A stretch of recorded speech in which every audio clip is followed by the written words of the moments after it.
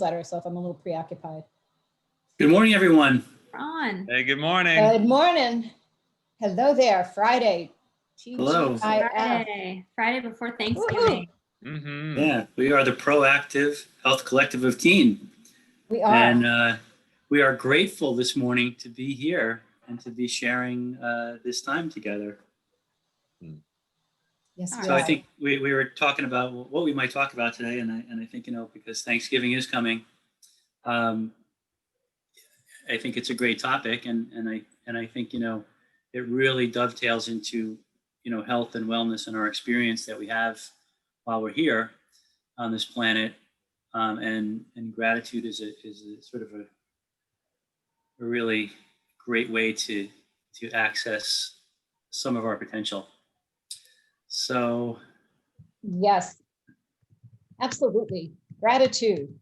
And one of our favorite holidays, Thanksgiving, next week. Yummy. I'm really grateful for all of you guys. It can be an isolating profession, an acupuncturist. It's a very specific language, and it's not too popular, at least here in the Northeast. And it's been so nice to have you guys to just be a sounding board, and you're interested, and we can sort of overlap our medicines and talk about the same thing in different ways. It's been really, really awesome. So thanks, guys. I agree. And I've been so intrigued by everything you share. And I don't know, I do really love the balance of our group, because we all have we have a lot in common, but we all have our little kind of special areas there. And it's just, for me, I know I've said this a million times, but it's very much a kind of, it's just a colleague roundtable for me, these things. Because I just am selfish. I learned so much. So a therapy session, perhaps? Yeah, because I like learning. So yeah, I totally enjoy that. And so I, do any of you have like specific practices around, gratitude that you incorporate into your daily routine? Well, I will say this, and I might differ from some people, because I'm like, me, I'm a Bible believing Christian, right? So like when I have faith, what do you have faith in? Who do you have faith in? So having faith, it implies an object. And to me, gratitude implies an object. So when I have gratitude, I just don't go, oh, I'm thankful for. I literally am talking to God. I'm like, thank you for this. Thank you for that. Thank you. So I'm entering into a relationship with somebody. That's how I see it. That I'm actually I'm not by myself just saying, I'm practicing gratitude, and being, grateful and noticing my blessings. I'm like, thank you. I'm just jabbering constantly at God. I hope he doesn't mind. But that's my thing. My thing is my gratitude is based on a relationship. It's not just, these are blessings and they're good. And I'm not saying that there's not value in that. And a lot of people do that, but that's how mine is. And what I'm hearing you saying is that as opposed to a specific, like from 9 to 10 on Mondays, I'm going to practice gratitude, that you're pretty much practicing it through your day. Yeah. As each moment unfolds. Yes, I am. Yeah. I am. Every now and then I swear or something, when I don't, when things don't go my way. Then I come back on track. Well, the Bible thing was one thing, but now you're swearing. I don't know. Yeah, I know. I mean, I'm not perfect, I'm not like Pollyanna, but pretty much done it that way. Yeah. I listened to an audiobook a few months ago, and it really left an impact on me. I think it's called The Gap. If anyone's interested, let me know, and I'll find out for sure the title. But the author talks about, the way that we view our lives, and there's really happy people no matter what life circumstances are, and then there's really unhappy people no matter what their life circumstances are. So what is it about how you're viewing your life that makes that difference? And he talks about the gap. So he says, like, being human, we're always striving. We always have this kind of image of what we want, our perfect sort of life. and it's like the horizon for us, and we're always moving towards that. But he says what makes a difference between being happy and unhappy is how you're measuring your progress and where you are in your life right now. So if you measure yourself to where you are right now, to that sort of vision of perfection, whatever it is for you, or that's where you will be, what you'll be when you're happy, you're measuring in the future. And that's when the people are the most unhappy, no matter how successful they become, no matter what they get or how they change, that horizon will always be in front of you. You start to get there and then it changes. So you'll never actually get there and you'll never actually achieve it. And so the happiest people are people that measure where they are based on where they've been and how far they've come to get there. So, I have this beautiful treatment space, and I started out 3 years ago with, just renting a room in a different practice 3.5 days a week. So like that measurement there, and just focusing on that instead of all the future goals that I have to grow my business, for example, makes all the difference. And Yeah. it's hard. Some people, I think, do it more naturally. And for people like me, myself, I'm trying not to be a perfectionist, but definitely have those tendencies. And so it's really helpful to kind of be like, wait, where am I measuring myself? Am I up here all the time, or am I like thinking about how far I've come? Yeah, and that's a beautiful example of someone who's internally oriented. So for some of you listening, that may like resonate with you 110%, and for others, it's like the past is painful rather than like having gratitude for it too. So if you're internally oriented, as that author is, then like absolutely grab that, and know that sometimes knowing where you're heading, if you're externally oriented, is actually where the happiness and the joy can be too. So it sort of depends on how we're oriented. So as an example, someone who's internally oriented is very present in the now. If they think too far into the horizon, it's a drain. If they think about the past, it's wonderful and they love it. And then someone who's externally oriented thinks about the future always. That's where they get their power. If they think about the past, they have pain. So just understanding your own operating system can really help a lot in like some gratitude practices. Well, and Dr. Jean, we've talked about this before, but living in the present, I mean, if you're living industrially and you're doing, like, if I'm doing what I need to do for my business today, that's going to portend well for the future. It's what I do today. It's not so much, I don't think about the future and where do I want to see it. I just never do that. What do I need to do? I need to, like last night, I have a bunch of products I haven't kept up putting on my website. I spent 5 hours last night. It was really fun. And I did it. So it's stuff like that. And that portends well for me now. And I guess I'm saying, if we miss the day we're in, we've just really allowed ourselves to be robbed. And that's because reflecting on the past isn't always great either. I mean, we all have in our past things that we regret and things that we would have done differently or whatever, but we have to forgive ourselves, other people. We have to live joyfully in the moment and realize that this is the moment we have. This is it. I'm sure I've often shared one of my favorite books is The Power of Now. And, it is all about being in the present moment. And really, if you think about all our stress, whenever we're stressed, we're thinking about what happened in the past or what may happen in the future. I mean, in the now, if there's a thing that we have to deal with, we deal with it. It's not a mental, emotional conversation about what's going to happen, as we consider stress. I think it's important to, there's obviously lessons and things we've experienced from our past. We obviously want to, have that as a resource for us. Like, I don't want to repeat stupid things that I've done. I'd like to use that as a reference point.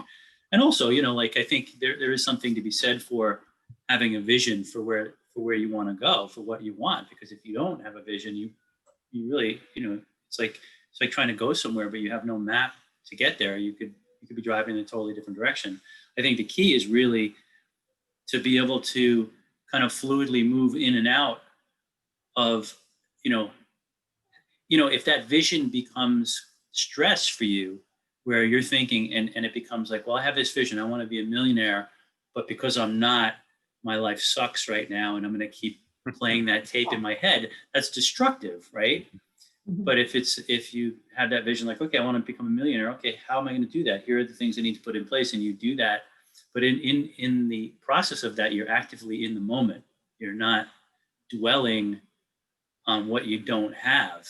Because I think that's really the key. You know, that goes to the old whatever you focus on in life expands, right? Yeah. And so if you're focusing on what you don't have, it's going to be a challenge for you. And you know, Dr. even that, Tisa is huge on that too. Dr. Who? Dr. Tisa talking about sort of that law of attraction, what you focus on. It's like what you think about, you bring about. I mean, she'll be with us later in this recording. Maybe she could talk to that more. Yeah.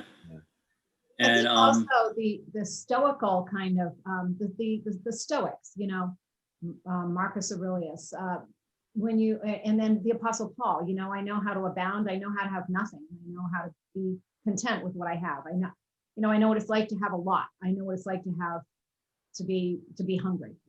But in all things I am content. And so I think there's that kind of really wonderful stoic quality that your happiness and your joy and your contentment is not based on externals.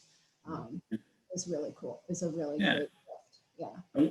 And one of our mentors, you know, Dr. Epstein, has talked about, you know, when you look back at your life, you know, and maybe you've achieved some level of, you know, whatever professional or financial, you know, a place, but you look back at the times that you had struggle, and those are like the good times, right? It's because you can never, if your happiness, if the way you feel is rooted in the achievement, then you can never be happy, because there's always got to be another level of achievement. So if you know, you can never really get there. It's not that you don't want to achieve things, but if achieving things is the determinant for whether or not you feel peaceful and happy, then you're probably not going to be happy ever, right? Mm-hmm. And like expectation, right, Gene? That'd be like having an expectation of something. We know what expectancy can do to us. Like, oh, right. Well, then you feel like a failure. But I think, you know, it just comes down to like what you were saying, Becky, with Apostle Paul is you're okay regardless. Doesn't mean you can't strive for things. You certainly do want to, and especially, you know, when it comes to like whatever your contribution is, because I think that energizes us. But you're okay either way. And if you're not okay either way, you're not going to be okay when you achieve that, whatever it is. In other words, if the illusion is like, well, I'm not okay now, but I'll be okay when I get to this goal, it's just an illusion, because you won't be okay when you get there, if you get there. Right. Like an example of that would be, well, I only have $30,000. If I had $130,000, I'd be great. You know, and the truth is that, like, if you can't manage 30,000, like if you're out of control there, you're going to be wildly out of control at 130. It's like more is not better. Yeah. Mm. You know? I saw a license plate the other day. It said, "Don't believe everything that you think." I really love that. Yeah, that's another conversation. Yeah. Speaking for myself and a lot of, you know, people that I see in clinic, and I think just one of the paradigms of the Western culture, I feel like there's a lot of unhappiness because you feel like you can't get there because there's too many things to do before then. And the to-do list it's always going to be there. Like, you're never going to cross everything off your to-do list. And I think a big aha moment for a lot of people is realizing that, and then accepting that, and just accepting that there's always going to be things to do, and not listening to your mind and not believing it that if you do those things, you're going to be happy, because there's going to be more things. Yeah. Yeah. Yeah. So why don't we, You know, the if only. We had experience, we moved down to a totally different culture in the year 2000. We moved out of New Hampshire down to Martha Stewart part of Connecticut, and a lot of wealth and a lot of people with, you know, so much to achieve and so much to compare one with the other. And it was really great if you love yuppie kinds of things, but you're not from that culture and you're not bound to it, but it was kind of interesting to stand back and observe the people who actually grew up in that culture. And the thing is, they're not any happier. They still worry about cancer. They still worry about their kids. They worry about everything. It's just done at a higher economic level. It doesn't change the problems of life and almost makes them worse because of this high expectation people have on themselves. And so, yeah, more, like Matt was saying, more is not better, necessarily better. And that word happy, right? Like happy has the root in happenstance. In other words, like it's a temporary state. Happy is temporary and it's based on something external. Like contrast that then with joy. Joy is a state all to itself. Like it has its own like place and identity just about. It's like you can't mess with joy. Happiness is like, oh, I'm doing great. And then someone cuts you off in traffic and like I'm not doing great anymore. Joy is like someone cuts you off in traffic and you're like, great, you first. It's like no problem there. Like you can't mess with joy because that's a more of a connective state. And Becky, I loved how you started today when you were talking about gratitude as being in relationship, as being in relationship with the creator, with God in this case, and with anything like that you're engaging in some sort of really connective routine that is relationship. So ultimately, the practice of gratitude in that sense creates connection. And that is really, if we boil this all down, like if gratitude creates connection, which we know that it does, because it imagine for a moment that you could spray an agent in the air that would show your connection to all things. And some of them might be sort of these like wispy matrixy things. Others might be much more tangible. Like that's a solid connection. Like you'll have a solid connection with, say, your closest confidant, your husband, your wife, your partner, your lover, your son or daughter, even a pet. And then you'll have a different connection to maybe your occupation, and then maybe something a little that you don't see as much, like a colleague or even a bird in your backyard, so that they would change. And that when we then have gratitude toward these things, what we do is that we create connection. And then if you were to look at that thread that connects you to them, you would see that they're getting thicker and thicker. And that's not something that I'm just making up here. There's a beautiful book called Ropes to God. And it's all about how this practice of connection and ultimately gratitude and appreciation first builds threads, then threads to strings, then strings to rope. And in this culture, the Bushmen over in Africa, they view success in life as the number of ropes you have. In other words, the amount of connection you have to those people around you. And it's not some big lofty thing. Like there's alchemy to this, and it's really, really easy. And it just starts with the practice of gratitude. Because if you practice gratitude and another thing I might say is it's actually a quality of leadership. How do you wake up in the morning? Do you wake up in the morning and the first thing that you think about is like, oh my gosh, I'm so grateful for, and then you have your list that comes into your head? Or do you wake up grumpy or like needing more sleep or something like that? Like that's a really good barometer for where you're at in terms of a gratitude practice. So if you are waking up grumpy and not in gratitude, I would encourage you to start working that muscle, because what will happen is you'll develop connection to things. And when you develop connection, you'll have access to, believe it or not, creativity, because gratitude and the practice of connection has been scientifically proven to increase our creativity because of the parts of the brain that it accesses. So wow. If I'm running a higher part of the brain now and I have more access to creativity, we know creativity is the leading edge of vision. So it doesn't matter if you're focused on the horizon and that's resourceful for you, or that if you're focused on the now and just like one step in the right direction, and that is what lights you up. It doesn't matter where you are. The horizon will be the horizon for you, because your vision will come out of your own creativity. And now you know where you're going. So it's more so in the state of your being rather than what you're focusing on, but the state of your being as you're focusing on it. Bingo. And you create energetic value within the state of your being over time by monitoring your practice. And in essence, like, what you think about, you bring about. So starting to do some like negative thought hunting, where am I at? What's going on in this head of mine? Like, am I having compassion or am I having judgment? Yeah. It's like, where am I? I had a client this past week, and we've talked about a lot of things. She had some real health problems, but one of the things she was saying was she was doing better.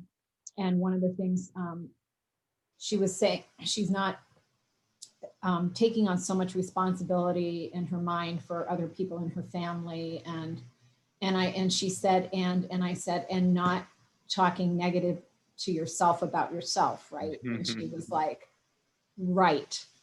So a lot of people get into this negative self-talk, and it becomes a habit. And I told her, I said, back at one point when Dale and I were not dating, it was kind of in between, and he came out to visit me. I was working at a resort in upstate New York. And he said, everything you say is a complaint. You complain all the time.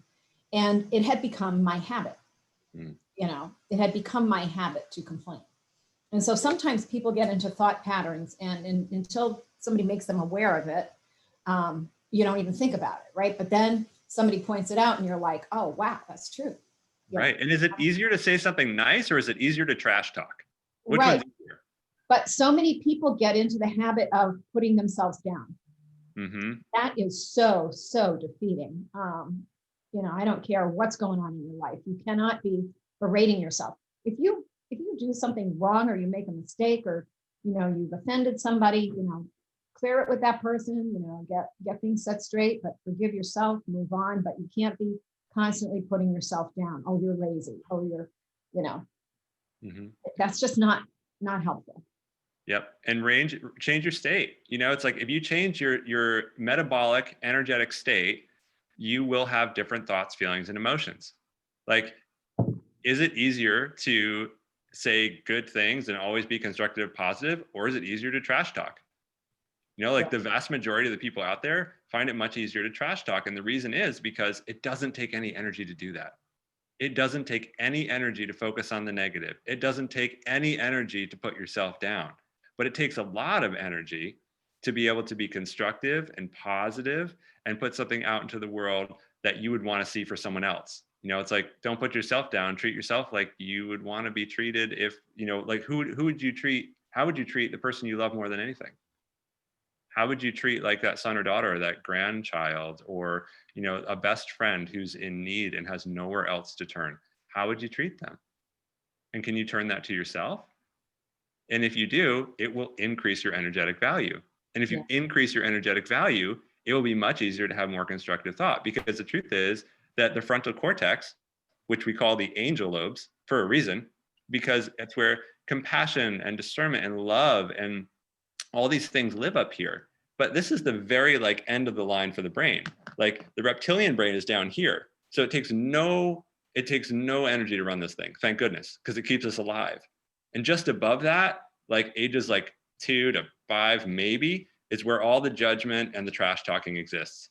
No energy here. It's basically the reptiles running the show, versus getting up through all of this cognitive ability all the way up to the adult brain to be able to have different thoughts, feelings, emotions, and actions.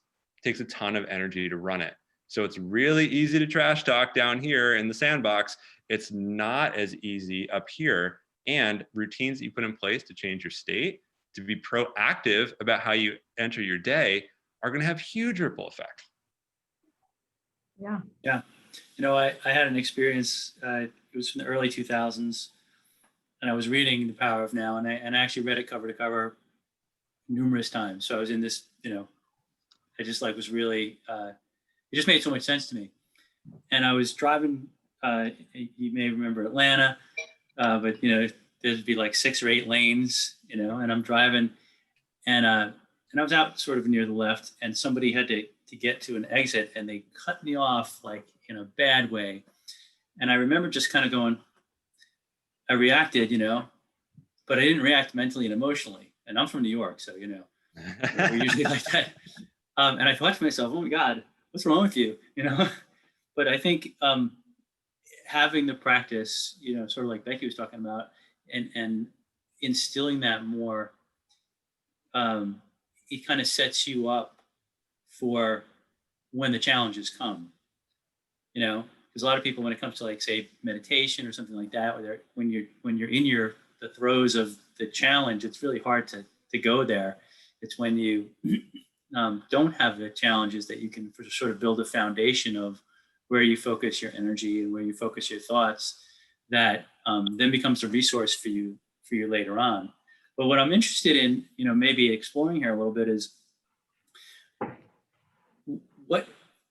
what's going on in the body and the physiology. And maybe, I don't know if Allison might have anything to add from an acupuncture standpoint, because I know that you kind of tie everything together in that.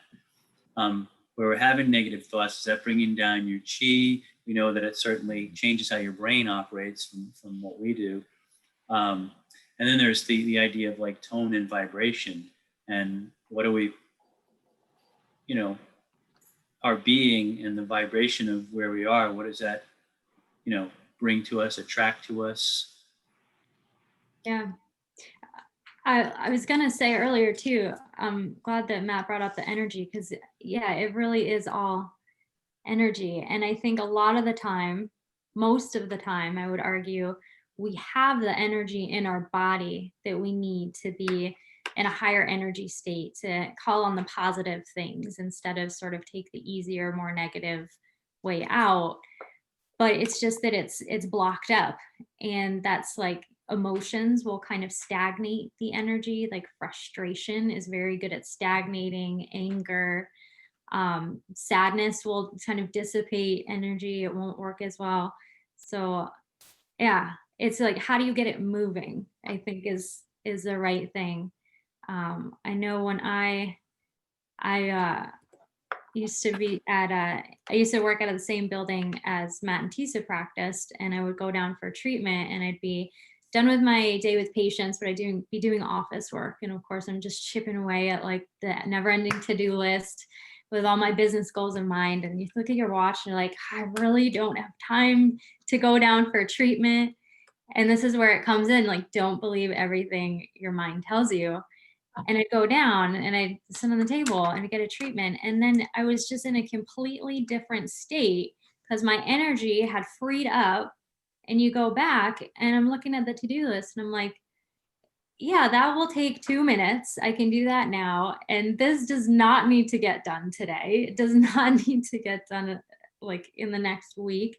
And sort of things become clearer. And as much as the mind sort of grabs on and tells you how to manage things, if you free up that energy that's stuck, like you have that potential within your body. And I'll do that with like treating myself with acupuncture, or herbs have that same effect to sort of move energy and different things, or exercise, some qigong routines that you can do.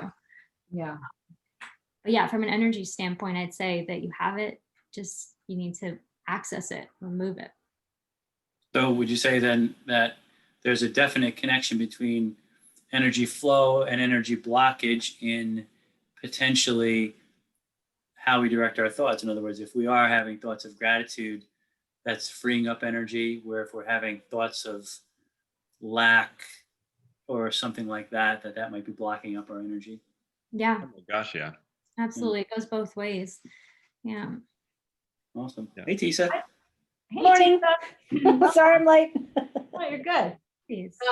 I was going to say too, Matt was talking about relationship and gratitude. And I think it's really important between us and other people in our relationships to express gratitude, because it's kind of easy not to say anything, especially if it might be, somebody who you're with all the time or something like that. And you just kind of don't, I might be grateful that Dale took the trash out or emptied the dishwasher or something, but I might not, and I am grateful, but I might not think to say thank you.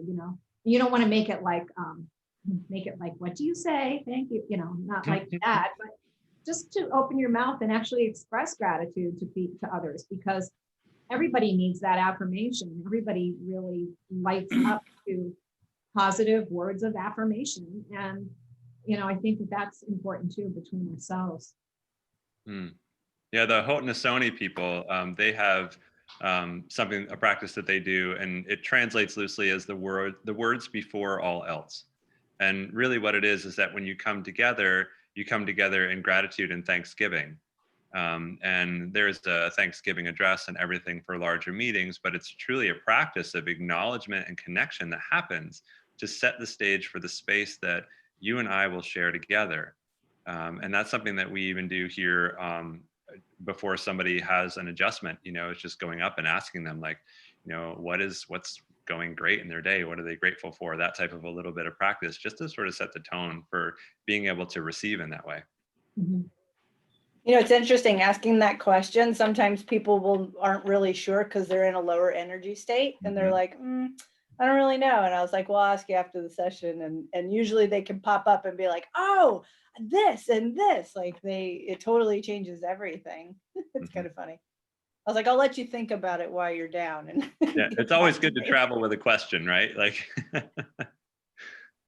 I loved what you were saying, Matt, about some tribe that talked about the connection, or the line of energy, or the connection, like, the cords like grow thicker the more connected you are. Yeah, right. Yeah, the San Bushman. Totally. San Bushman, yeah. But it reminds me of an article I read about, from an acupuncturist and traditional Chinese medicine standpoint, about heartbreak. And so the article was saying how your heart connections, the energy connections when you're in love, actually between two people, they will grow towards one another. And so you actually have this very real energetic connection. And if you break up with that person, it causes physical pain, and it actually damages the energetics, translating to physical damage to the organ of your heart. Wow. So what you do is I'll recommend patients that come in with some heartache or some loss. Let's say they lost a loved one, or they're divorced, or just breakups. I'll have them use a Chinese herbal liniment that's good for healing muscles, and put it over their heart, and it actually heals it. So, yeah. Very similarly, we make a comfort and joy. I've talked about it before, but it's herbs that are excellent, like motherwort and hawthorn berry and rose petal and mimosa bark and oh gosh, there's another one, devil's club, not devil's claw. These are great for the physical heart, but they are fantastic when people are grieving, when people are going through loss. And it's just that kind of very similar thing. Yeah. That broken heart syndrome. It's real. Yeah. This conversation that, about the ropes and stuff, it just made me think about my favorite movie of all time is It's a Wonderful Life. Oh, and, yeah. It's a what it all comes down to is, at the end, with the moral of the whole story really is, he has all of these friends, where he thinks he has no, he's got to that point where he thinks he has nothing, and his life has been, like everything's falling apart. He hasn't been able to achieve. Everything's been like obstacles to his goal to like get ahead, to get out of the town. In the end, of course, he realizes, oh my gosh, I have all these connections to all these people, and they all come. So, just kind of what you were talking about kind of reminded me of that. It's really what it's about, is all those connections that he created through his life, through being selfless. Mm-hmm. Yeah. And that really connection takes you from surviving life, and having those lower thoughts and, feelings, emotions, and actions, to really thriving, because it's going to increase your energetic value. Like, make no mistake, when you see a bird that flies across the sun and you just think, wow, like how beautiful that was, and you have that feeling and you see that bird, you actually increase the energetic value of that bird just in that one moment by appreciating and helping that, that creature on its own evolution, whatever that may be, whatever the belief is on that, And then when we do that in turn with each other, and then when people give that back to you, it's kind of a boomerang principle. It's like, what you give out is going to come back. What you think about, you bring about. Like, what you say becomes reality. I just got one thing I'm really thankful for. I just bought it's arriving tomorrow, a heated bird bath. Cool. Yeah, because the water freezes and they can't drink or do anything. So it's just like a 75-watt bulb, and it's all enclosed. And I'll just put it on the deck, and it only goes on when it's cold, And the birds are going to be able to eat and drink throughout the winter. You're going to be very popular, Becky. This makes me wonder, what did the birds do before humans came along? I know. Haven't the birds been around since, like, aren't they like? Talking to my husband. I mean, please. I just had this wild thought, like, haven't the birds been around since the dinosaurs? Aren't they like the leftover from the dinosaurs? Yeah. Right. I've heard that. Yeah. I saw a bird on the frozen bird bath the other morning trying, and I went out there to just, because if it's not frozen solid, I'll take some warm water and pour it over, but it was all the way through, and that is not acceptable. How to Well, they're create probably- running water with electricity. Yeah. Yeah. I always wonder, my clinic is right next door to Becky's house. I always hear so many birds and I'm like, where are these birds coming from? I know, when you said I'm gonna have lots of friends, I mean, we already do. Yeah. Well, they're grateful. They're very grateful, and you'll probably never know it, but they being there shows that they're grateful. That's right. So, I'm just like, I know like a lot of times people have, the idea that all the principles we're talking about here, gratitude makes total sense, but a lot of people get into the place where there's such momentum happening from despair and discouragement. And, while it sounds good, we have this talk, it can be challenging for people to break that momentum and really see. And, they can go through the motions of like, yes, I feel grateful for this, but not really feel it and not really experience it. Any ideas on that? Or I would say that and the mind's there, they're trying, but the energy state's not there. I think it Mhm. would be more of a physical, like you've actually got to move that energy with exercise or acupuncture or network spinal analysis or herbs, like get your energy state up there. I wanted to say that earlier in the sense that this is how physical health, a lack of good physical health could impair one's ability to look at things that way. Although on the flip side of that coin, I know a lot of people who have really challenging health conditions, whether it be, serious cancer or whatever, who just have wonderful, grateful spirits of gratitude. So I don't want to say that sickness should make it more difficult for us to be grateful if we really get gratitude. But I do think when people are run down and when they're not, when they're not physically well and things like that, it makes it harder to kind of enter that more optimistic or look on the positive side kind of thing. And so Sure. that physical health does influence how we think. Yeah, so the brain is an organ, right? And it's subject to the environment of the body, just like the other organs are. I know that, many years ago, being in a lot of pain, I came to the conclusion that I needed to stop eating sugar because I had learned that it was, increased inflammation. And so I did. It took a little bit, but I did stop eating sugar altogether. Mhm. I noticed a few months later that my mental emotional state was just so much more steady. I didn't have the ups and downs that I thought were totally normal. Like, some days you're down and you feel sort of depressed and whatever, and some days are up. And it was like a kind of what I would call a normal roller coaster through my life. And then months went by and I was like, I don't have those days anymore. And then years went by. I don't have those days anymore. And it, so that one thing, a physiological biochemical thing certainly had a huge effect on how I experienced, my mental emotional state. Yeah. And then what momentum you'd get, right, from having that experience day in and day out. I mean, the subconscious physiological ramifications of making a change like that are huge. Yeah. And one thing to think about, like, which is interesting in the work that we do, is like, actually, how we always say, like, being grateful even in the trying times, right? Sometimes the gratitude, like, or being, I'm just going to love my cancer away, or I'm going to pray my cancer away, things like that, it actually doesn't serve.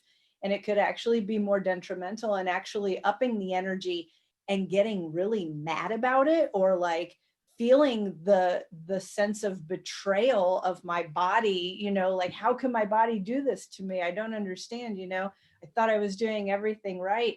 And it's actually, you can create even more momentum of getting through it to when you actually address how upset you really are and really bringing that emotion, that higher energy. I mean, because love is a great energy, and anger can be a great energy too, to fuel for change. So sometimes you just have to go through being like so mad about and upset about what's going on to get through these certain things. Because and Matt, you might be able to explain this a little better, but like, it's not just all gratitude, oh, thanks for giving me cancer, that I can learn something, have a mindset of doing something different. Yes, that's part of it. But there's also the energy of releasing the frustration and the hurt and the guilt that's behind that particular disease to get through it. Mm-hmm. Yeah, gratitude's a natural byproduct of going through like the mud, really. It's like if you're in a place and it seems just like there's like nothing works and that this is never going to end, like being with that and saying and just feeling, sometimes it seems like this is never going to end, which is totally different than saying this is never going to end. No, sometimes it seems like it's never going to end, and acknowledging that there's parts of you like that. And I think it's important to just, raise the distinction between anger as the emotion and anger the thought, which I think is destructive, So if you're just having the thought like he's a jerk, he's a jerk, he's a jerk, he's a jerk, he's a jerk, that's not really a productive, all our emotions are really energy and motion, right? So it's way too like we have this vibrational tone in our body of whatever it is, and the emotion is the expression of that, which allows it to be released and be free. And that can be very productive, whether it's anger, because you don't want to hold that in because that becomes pathologic. Mm-hmm. But, sitting there and being intellectually angry about your cancer and not having that actually be an energy that moves and moves through you and moves you, there's just a distinction there. I think that, the audience might want to just be aware of, because if you're thinking that's really good, Gene. Yeah. Any emotion that's repressed and not expressed becomes stagnating. So if you are angry, but you're just covering up with happy thoughts, it's not serving you, right? You've got to punch your pillow or get it out. Yeah. And one way to know that you're at that stage is to recognize when things come along and you're like, oh, that'll work, or that won't work. This is going to fix it. This isn't going to fix it. When you start to have those thoughts about like, if I listen to this person as an example, if I tune in every Friday, it's going to fix it for me, versus if I miss every Friday, it's not going to fix it for me. So if you're having those feelings and associations with an external providing you the opportunity to do the internal work, then you know that you're at a prime spot to be able to access that emotion, because that's associated with this part in the brain, which is developmentally like 2 to 4 years old. It's just been locked in there. We all have that. That's part of being human. So if you're doing that, you know that you have access to that. And even better, if you're doing that and you realize you're still doing that and it's still not going away and you're effing stuck on this thing, now see how that's an escalation? So we've just gone from like anger and upset and like this will work, oh, like the hero and then the villain and like the antidote and now the poison, just this back and forth polarity to, now I'm really frustrated, this thing won't go away. That's a much higher energetic than, oh, good, that's going to work for me, which is, if we track back, a higher energetic than nothing works. Because if nothing works and we're just in suffering, that's it. That's the whole state of being. If there's good and bad, right and wrong, this will help, this won't help, that's a little bit more energy. If there's, I'm frustrated, this won't work, that's even more energy. And then right on the other side of that, it gets really good, because that's when someone says, enough. Like, and that's usually when people come into our office, to be honest. They're like, nothing's working, like I've had enough, my stake is in the ground, I'm going to do whatever it takes to get better. I'm a 10 out of 10. Great, I can help you. Absolutely. I remember something, just not in our webinar, but I was talking to Matt about like the higher energy state. I really like how you guys talk about the higher energy state and the lower energy state, and it's easier to be in a lower energy state. And I think I was saying it takes a lot of effort to be there. You have to like try to be there. And you said energy, yes. Effort, yes. But struggle, no. It doesn't need to be a struggle. Right. And the difference is that struggle is just effort laced with emotion. Like it takes effort to go to the grocery store. But if you're angry and pissed off about it, that's a struggle. Yeah. Yeah. Yeah, I always remember that. And Epstein tells the story of the priest on the island where they do the Formica, Italy. Formica. Oh man. How he talked to the guy and he said, "Well, how you doing?" He said, "Oh, I'm working so hard," and he's just like thrilled about it. Like it's for him, it's the best thing in the world. Like, oh, I'm just working so hard, and from that experience, he drives and derives energy, and it actually, enhances his energy state. Whereas some of us might be like, "Oh God, I'm working so hard," So it's like, again, it's all the state of being, and no matter what you're doing, it's how you perceive it. If you perceive everything that you have to do as a struggle, it's energy sapping. It brings you to a lower energy state. Whereas if you're perceiving like, I'm working hard and this is awesome, now your energy levels are rising. So, I just think that's an interesting point. And when you see the differences in people when you're watching them, people who are struggling are usually having those conversations like, oh, it's so hard. I'm just working so hard. And they're really, what that's telling you is through that experience, they're fighting it the whole way, and they're, and it's creating a negative energy and a negative draw on their energy the whole time. Mm-hmm. Yeah, it's interesting you say that. We had the dynamic of how people have been recently from when I'm going to start using Corona because I like that word better than COVID. But when Corona was like at its peak and during the summertime, and people were like, really like, oh no, what are we going to do? And not very busy, if you will, and just kind of like on the struggle of, man, it's getting scary, and then they're like, oh, and then now everything is starting to pick up for a lot of people, especially business wise, like people who work on cars and stuff because they closed. And now they're like, oh my gosh, I am just so busy, and it's like, yeah, but you're full, right? And you're abundant because everything's coming in, right? And they're like, well, yeah. And I'm like, right, exactly. So you can either look at it like, oh man, I'm really busy, as opposed to how that feels when I'm not really busy. And that's a struggle, it's like kind of the same energy. And so we've recently turned it around to, okay, how about instead of being busy, how about being full and abundant and prosperous and receiving the value of what you're doing in return? And it's really interesting to see how people shift on the table, or, that's interesting. I never thought about it that way. And one of the biggest things I say all the time is when I ask people, how young are you? When I want to know their age, I'm always like, well, how young are you? And one girl, she was like 32, I think. And she was like, that's an interesting way of saying it. And I go, well, first of all, you're not old, are you? And she's like, and then she chuckles. She's like, no, I guess I'm not, And she goes, that's a really good way to look at it, because I know how many people I've talked to would be like, well, how old are you? And they're like, oh, I'm turning 40. Oh my gosh. And I'm like, well, would you rather not? It beats the alternative. The alternative, I know.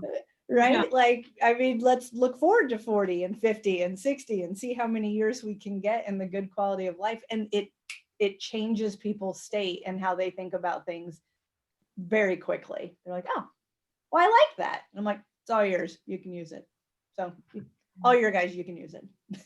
Yeah. And that's really, again, coming back to the theme of gratitude, it's like, well, if I was an auto mechanic and I still was not busy, that wouldn't be good. And, but if we look at it as like, oh, I'm so busy and I have so much to do and it's a drag, that's not really a gratitude. That's, the opposite. Mm-hmm. But it is something to be grateful for. Yeah. To have the opportunity. It'll give you more energy. It'll give you more resourcefulness. And then Right. Our mentor, Donald Epstein, he always says that when you have more energy and more resourcefulness, life happens for you. And the reason he says that is because your high energetic value You're having positive thoughts, positive feelings, positive emotions. These rockets of desire that you're sending out into the world are oftentimes beyond yourself, so that they're even more powerful because there's something for you, right? And then they come back. And then the natural progression is that, and then you happen for life. Because once you're so full and your energetic value has increased, it starts overflowing into the world. It becomes effortless. And that's truly like what abundance is the giving, just kind of giving, like letting it flow through you and not being worried about the need to bind or, you know, defend or anything, but just like giving it away and knowing that that boomerang is just out there. Yeah. So if you have $1 million and you are clutching onto it and scared, that's not really abundance. That's still fear. Yep. Yeah. Language is so important too, like how you say, how young are you? I've been really interested in NLP and sort of how to phrase something, and it kind of gets people to think about it in a different way. It's a lot I want to learn about that. Well, it's how you ask questions. Like, Yeah. if you ask a closed-ended question, like, do you like apples? And there it can be like yes or no, you know, and it doesn't really initiate any kind of thought process, or be like, what is your favorite fruit? You know, like you have to create a different process of the brain and a higher energy state to actually think about it. So, you know, it's all in how you ask, or how things are perceived. You know, if you're just wanting a yes or no, obviously ask a closed-ended question. But if you want somebody to think about things, you can't ask them a yes or no question, because that gives them like an out. Well, I don't have to think about it, yes or no, you know? Yeah. What part of the brain, right? It's going to be right here in the brain, down close to the brainstem with yes or no. But if it's open-ended, you engage the higher reaches of the brain, and now you can have more creativity in your conversation. Yeah. My With more boyfriend's energy. daughter is 11, and when you ask her, how was your day? It's always, it was good. You know? So I started doing, what was the best part of your day? Yeah. She's got to think about it. That's so beautiful. So beautiful. And then you have a thread to pull on. Yeah. Because that's the thing with kids, right? It's like they'll come to you and they're lit and they want to share something. And oftentimes it'll be right when we're busy, right?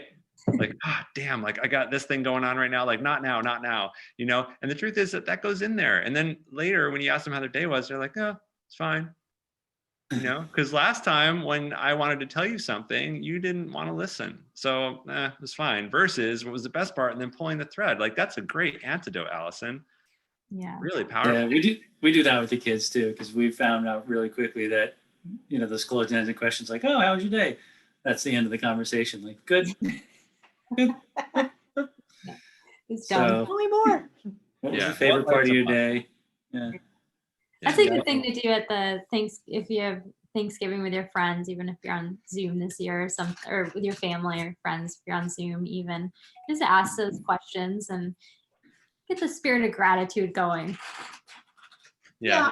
I will say, like, I would never, like, I don't mind that you guys, Matt and Jesus, say, you know, what's good today. I mean, that's fine. But like, I wouldn't do that, because I feel like that's kind of trying to drive people to respond in a way that you're looking for them to respond. And it's just not something I would do. But I mean, it's fine if somebody does that, but you're clearly it's clear that you're trying to get people to focus on the positive. And I don't know, it's just not something I would do, but. Yeah, well, that's a But I don't mind if That's okay. You don't have to. Me, you know, I might just say, well, everything, because I really don't want to talk about it. But you know, but that kind of thing. It's just not. I wouldn't ask a question saying you have to answer this. I want to ask this question in a way that gives me a positive answer and not a negative one. So, well, for what it's worth, if you ask, so let's see, we see hundreds of people, and if you were to ask, 200 people that question, you're probably going to get about 33% of those people that are not in a space where they're feeling like anything as good has happened today. Right. Which is actually really, really good, because then they have the opportunity to own the fact that, you know what, today is tough. Today is really tough. And I feel like I am in the tank, I'm struggling, I'm back in that rut, and I'm like, oh, great. Now we can do something here. Now we can Yeah. honor and own that and move forward. So yeah, I hear where you're coming from. And we really want to honor the authenticity of someone's state and acknowledge too all the research behind what gratitude brings about over time. Yeah, well said. Yeah. Awesome. And not everybody's in that state. Like you're saying, you're like, I really wouldn't want to be asked that, and we understand that as well. It's the people who come in and they're like, you're not someone who comes in and you're like, well, this is wrong and this is bad and blah, blah, blah. Like that's not your energy. You come Right. in and you're like, it's cool, everything's good. So we usually probably don't ask you that question that much, but but there are people who it's every time they come in, can be such a struggle. Like, this is bad, this is wrong. And I'm like, well, then what's And plus, good? with what you're doing, it does depend on the person's energy, really has a huge part to do with the success of that, whatever you call it. I'm not sure I have the lingo. Well, it's an entrainment. We would call the chiropractic adjustment an entrainment, but it's a chiropractic adjustment. So you do sort of want to dispel the bah humbug that might have been from what else transpired that day or whatever. Energize it. Because if it moves into polarity, if it moves into stuckness, like that is so rich for that person and they'll naturally just bump right out of it. But we have to start there. Awesome. Yeah. So in the few minutes we have left, you want to kind of summarize maybe what people can do, actionable, to tap into the power and the energy richness of gratitude? We had a couple of things. Becky just is grateful through the day, just everything that happens. I would say try to do, to fashion in your life. Like I love so much about my office. I'm fortunate because I get to create my own environments, whether it's at work or at home. But there are so many simple pleasures that you can look forward to that are things that you really enjoy and you are really grateful for.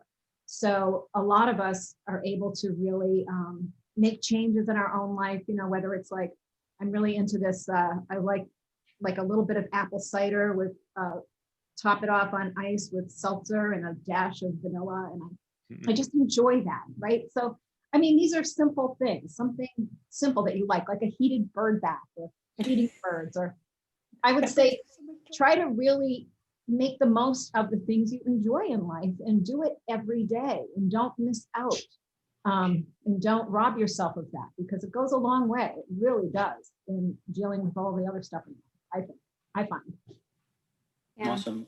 What's worked for me has been measuring myself, my current situation to the past, and kind of as opposed to measuring where I'm at to where I want to be. And also just listing 5 things I'm grateful for a day. I try to do that when I I need it, and it makes a really big difference because you start to train your mind to look for those things every day. Yeah. Yeah, I would say for me, it's bookending the days with gratitude. So truly, one, characteristic of leadership is waking up and having gratitude immediately. So as soon as your mind comes online, listing 3 things or 5 things, like you said, Allison, that you're grateful for. And then making sure that at the end of the day, when you lie down and you're, you've decompressed already, you've had time to really honor the dimming of the day, and then end with those different things, or maybe some of them will be the same, because there are some things that are just so grateful. But what you'll actually do is that you'll start to, over time, pre-program your neurology to gravitate toward and look for what you're grateful for. And that will play out in everything. It doesn't matter, what else is going on. Well awesome. Said. Yeah. Good. Great. Well, I'm grateful we get to do this. Yeah. Yeah.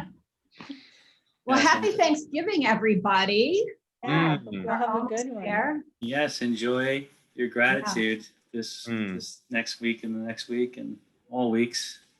And we will not be here next Friday because we will be enjoying our turkey leftovers, and we will be back the following week. Yes. So in 2 weeks, we'll be back here at 11 o'clock on Friday. December 4th. December 4th. Yeah. Blessings until then, everyone. All right. Have a great All week. right. Bye. Thank you. Bye. Thanks, everyone. Bye.